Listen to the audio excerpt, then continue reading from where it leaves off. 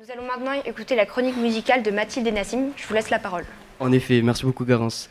Du coup, merci beaucoup d'être là. Aujourd'hui, je vais présenter la chronique musicale en compagnie de Mathilde, une élève du lycée Jeanne d'Arc, et de KDN, un jeune rappeur de Rouen. Je vais du coup commencer par la première question. Elle sera pour toi, Mathilde. Quel est le genre musical que tu écoutes le plus en ce moment? J'écoute un peu de tout, mais il y a deux genres musicaux que j'écoute vraiment en ce moment. Déjà, premièrement, je pense, comme la plupart des gens dans cette salle, le rap, notamment le rap français. Et puis également la hardstyle, donc je sais pas si vous connaissez, c'est en gros de la musique techno basique que vous pouvez entendre partout, mais avec un peu plus de mélodie. Okay. Et bah moi forcément c'est le rap, parce que je fais du rap et il faut bien que je m'inspire des autres. Et en ce moment c'est aussi beaucoup hyper pop, je sais pas si vous connaissez, c'est un peu dans le hardstyle, ça tape fort dans les oreilles, c'est vraiment un truc que j'adore. Et toi Nassim du coup? Bah pareil, énormément de rap et aussi de l'hyper pop, c'est un peu de l'électro mixé avec du rap et tout. Ça change, donc ouais, rap et hyper pop. Et du coup, est-ce que vous écoutez de la musique étrangère? Ça m'arrive, j'écoute principalement de la musique française, mais ouais, de la musique américaine ou même anglaise, de la drill UK, ça peut m'arriver, ouais.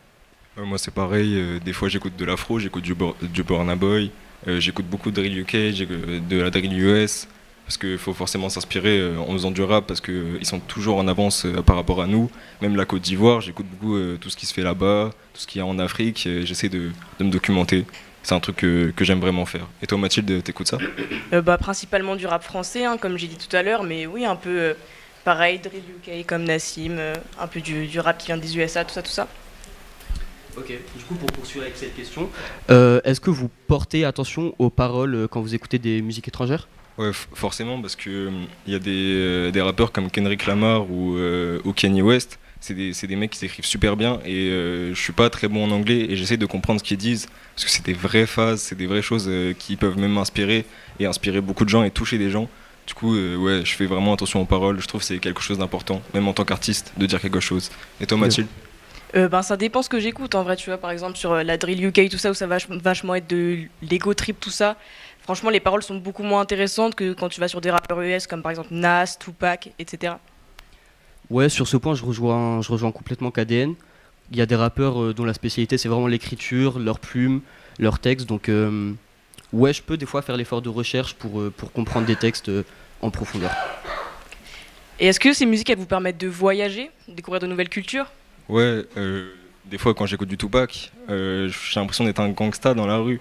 Je marche, j'écoute mon Tupac et forcément ça me fait voyager. Et même en dehors de ça, la musique forcément ça fait voyager. Les prods, quand on écoute des instrus et tout, ça permet d'aller un peu dans un autre monde. Et donc oui, ça fait voyager. Je pense que Nassim, t'es un peu pareil.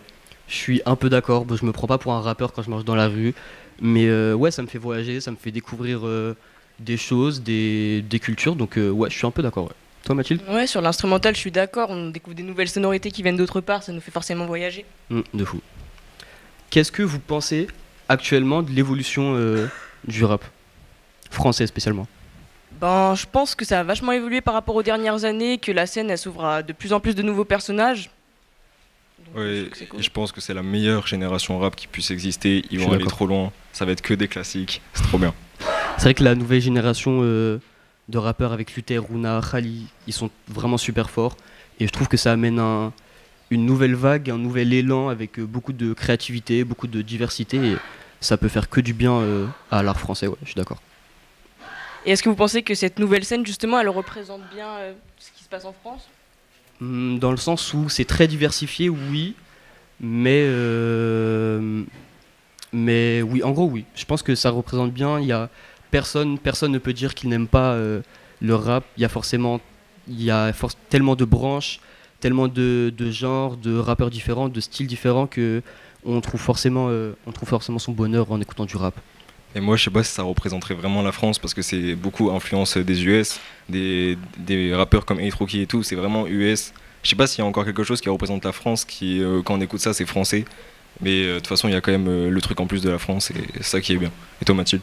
Ouais, je suis assez d'accord avec ce que tu dis, mais dans un sens, ça représente aussi la population française, parce que forcément, la population française, elle est vachement influencée par les États-Unis, donc. C'est vrai. J'aurais une petite question annexe. Est-ce que vous serez capable, vous, pendant un an par exemple, de vous passer de rap, d'écouter d'autres genres, d'autres musiques?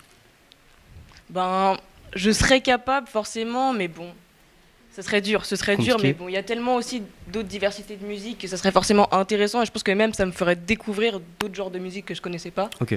Mais ouais, ça serait Ouais. difficile. Kaden. En vrai, pour la découverte, ouais, mais impossible. Je suis un rappeur, donc obligé d'écouter ce qui se fait en ce moment. Non, c'est impossible. Et toi, tu pourrais, genre? Moi, je pourrais, je pense. Il y a beaucoup de styles que j'aime hors du rap. J'aime beaucoup, j'aime bien la pop, j'aime le R&B, j'aime le jazz. Donc, ouais, le rap, je pourrais m'en passer pendant un an. Ce serait pas facile, mais je pourrais. On va terminer avec une recommandation. Mathilde, est-ce que tu as une recommandation rap à nous faire? Eh ben oui, je vais vous recommander le titre Mon âme de Jossman, donc qui fait partie de son projet Échec positif. Donc on y retrouve l'ancien Jossman Lover. Son flow il change d'avant et je trouve que sa plume est vraiment différente. Ok. Je suis carrément d'accord. Un son de fou. Et moi, si je devais recommander un son et surtout un artiste, c'est J-Men, Chant plus R sur l'album Stell 3. Ok. Je trouve que c'est vraiment un projet complet où on peut pleurer, rire, bouger sa tête comme un fou. Et il faut vraiment aller écouter. Non, c'est une dinguerie. Ok, Et toi? ok.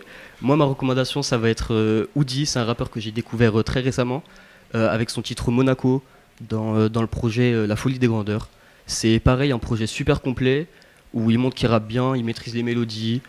Et ouais, c'est un son assez dansant, assez joyeux sur des paroles plutôt introspectives et sombres. Donc ouais, c'est très très complet. Ouais. On a fait le tour de la chronique musicale. Merci beaucoup de nous avoir écoutés. Nous allons donc entendre maintenant Sophia Ursule, élève de terminale, qui s'est donc rendue en Irlande. Merci beaucoup de m'accueillir. Donc tout d'abord, nous avons eu en effet cette opportunité cette année de partir en Irlande, à Dublin plus précisément. Ce voyage scolaire nous a fait découvrir la culture irlandaise et les habitudes de ses citoyens. En tant que reporter, nous avons fait de notre mieux pour relever les aspects de la vie des Irlandais, mais aussi les différences culturelles entre la France et l'Irlande, entre la culture des pubs, donc des bars reconnaissables à tous les coins de rue, le comportement beaucoup plus ouvert et je dirais même extraverti des Irlandais qui nous a permis d'engager la conversation et de construire nos reportages. Et l'histoire très particulière de l'Irlande, nous avons pu déconstruire de nombreux clichés, comme vous pouvez le voir dans le reportage qui va s'afficher à l'écran. When you talk about Irish people, that's what you often think about.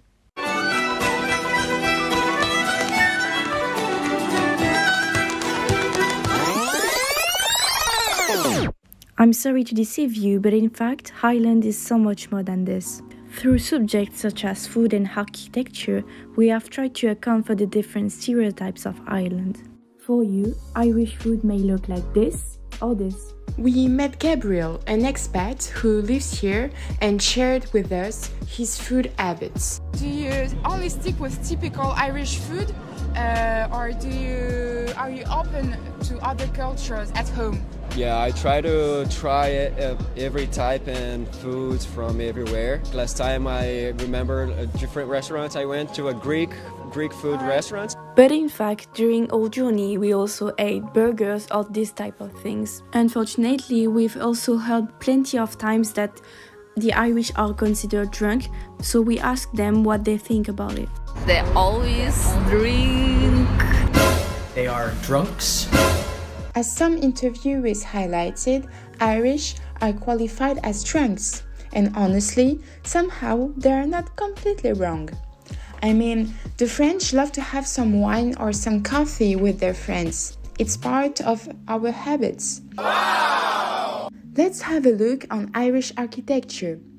You are right, it is quite undeniable that the Victorian era and then Industrial Revolution have had a prominent impact on Dublin.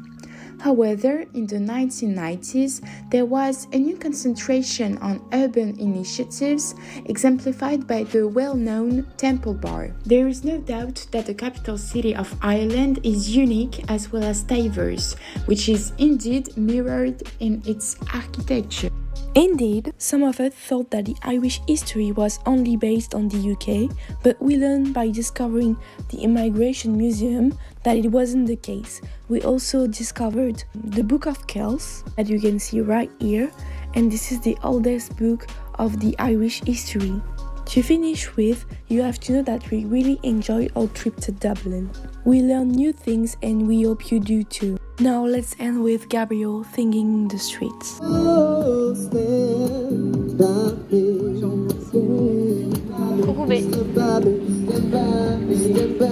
C'est donc la fin de ce reportage très intéressant de notre chère Sophia.